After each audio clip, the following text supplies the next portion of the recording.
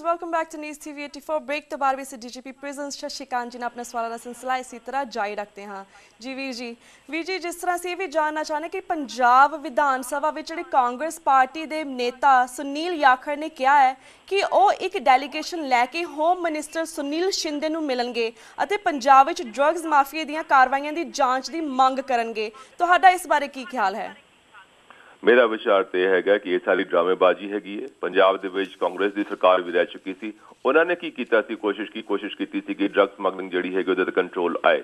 जिन्ने पॉलिटिशियंस होण चाहे जिहड़ी पोलिटिकल पार्टीज दे हैगे ने, इन्हां दे काफी सारे बंदे आप ही ड्रग स्मगलिंग दे विच इन्वॉल्व हैगे ने, चाहे अकाली होण, कांग्रेसी होण, बीजेपी होण, बाकी दे सारे ड्रामेबाजी करते हैगे ने। वोटां लैण दी ड्रामेबाजी हैगी है, पोलिटिकल पोस्टरिंग हैगी है, उहदे तो ज्यादा कुछ नहीं हैगा जी। बिल्कुल।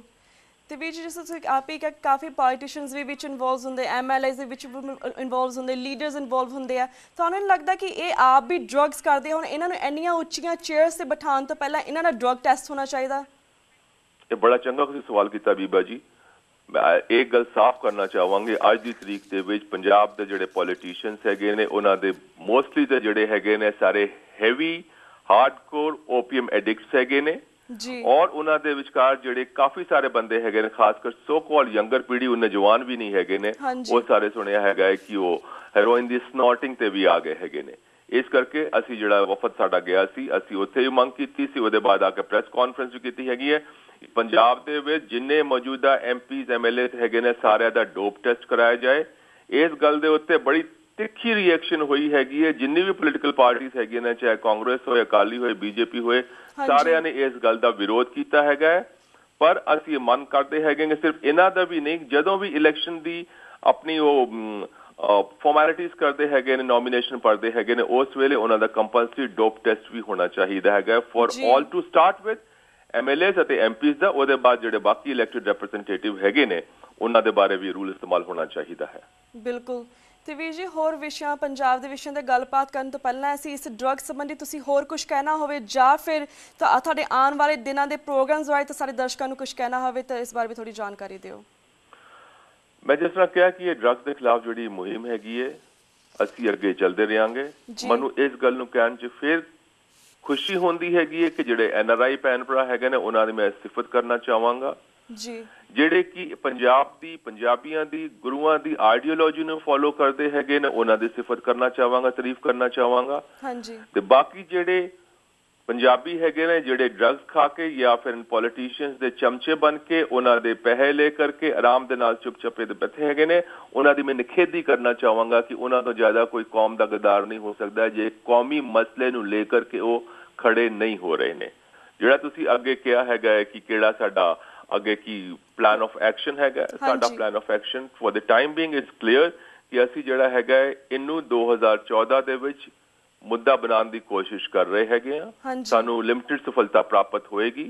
2017 दे इलैक्शन दे विच पंजाब दे विच सिर्फ ड्रग्स दा मुद्दा ही इको सब तो सारा तो इंपॉर्टेंट मुद्दा रहेगा, डेवलपमेंट दे नाल नाल डेवलपमेंट अते ड्रग्स के खिलाफ। और तीजा साडा प्लान ऑफ एक्शन ये हैगा कि असी जिस तरह लगे हैगे ने, जिस तरह साडा मूवमेंट बन रहा है, हुणे मोर्चा नहीं रह गया है, हुणे मूवमेंट हो गया जिहड़ा कि पूरे पंजाब च फैल रहा है। क्योंकि जिन्ने धार्मिक अदारे हैगे ने, जिन्नी पार्टीज हैगी ने, जिन्हां दी कोई आइडियोलॉजी हैगी है, वो सारे NGOs वगैरह सारे नाल जुड़ रहे हैगे ने। और प्लान ऑफ एक्शन यही हैगा है कि इस वेले असी अवेयरनेस क्रिएट कर रहे हैगे। जे अवेयरनेस क्रिएट नहीं होंदी हैगी है, उहदे बाद असी सरकार दा जिहड़ी भी सरकार मौके दी होएगी उहदा बाइकआउट करांगे और अल्टीमेट रिकोर्स होएगा जदों सानूं सड़कां ते उतरना पएगा, असीं उतरांगे, एक रेवोल्यूशन ले आवांगे अपने पंजाब दे विच।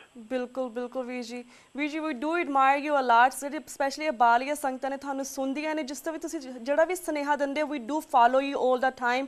जिस तरह तुसीं पिछली वारी कहा सी कि मंत्रियां नूं उन्हां नूं देखो, उन्हां नूं gifts we do followed you and we do have awareness inside of us. सानूं सारिआं नूं अवेयर है कि पंजाब दे विच की हो रहा, पर पंजाब विच शायद पंजाबी लोग इसलिए अवेयर नहीं बिकॉज उन्हां च सारे लीडर्स MLA जो तुसीं कि पॉलिटिशियन सारी दुनिया ही ਡਰੱਗਸ ਦੇ ਵਿੱਚ ਘਾਣ ਹੋ ਰਹੀ ਹੈ, ਡਰੱਗਸ ਦੇ ਵਿੱਚ ਧੱਸਦੀ ਜਾ ਰਹੀ ਹੈ। ਤੇ ਸਾਡਾ ਉਪਰਾਲਾ ਇਹੀ ਹੈ ਕਿ ਜਿਹੜੇ ਸਾਰੀਆਂ ਸੰਗਤਾਂ ਬਾਹਰ ਵੀ ਸੁਣ ਰਹੀਆਂ ਨੇ, ਪੰਜਾਬ 'ਚ ਵੀ ਸੁਣ ਰਹੀਆਂ ਨੇ, ਉਹ ਤੁਸੀਂ ਇਕੱਲੇ ਹੀ ਉੱਠ ਕੇ ਇਹ ਕੰਮ ਕਰ ਰਹੇ ਹੋ, ਤੁਹਾਡੇ ਨਾਲ ਤੁਹਾਡੀ ਹੈਲਪ ਕਰਨ, ਇਸ ਚੀਜ਼ ਵਿੱਚ ਹੋਰ ਵੀ ਜਾਗਰੂਕ ਹੋਣ, ਹੋਰ ਵੀ ਉਤਸ਼ਾਹ ਹੋਵੇ ਉਹਨਾਂ ਨੂੰ ਡਰੱਗਸ ਛੱਡਣ ਦਾ।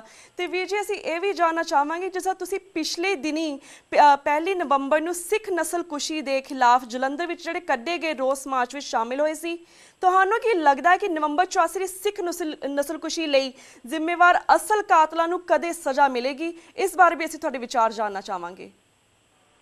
84 ਜਿਹੜਾ ਹੋਇਆ ਸੀ ਉਹਦੀ ਜਿੰਨੀ ਵੀ ਉਹਦੇ ਤੋਂ ਕੋਈ ਮੰਦਭਾਗੀ, ਉਹਨਾਂ ਦਾ ਮਾੜੀ ਕੋਈ ਘਟਨਾ ਨਹੀਂ ਹੋ ਸਕਦੀ ਹੈਗੀ ਹੈ। ਬਿਲਕੁਲ।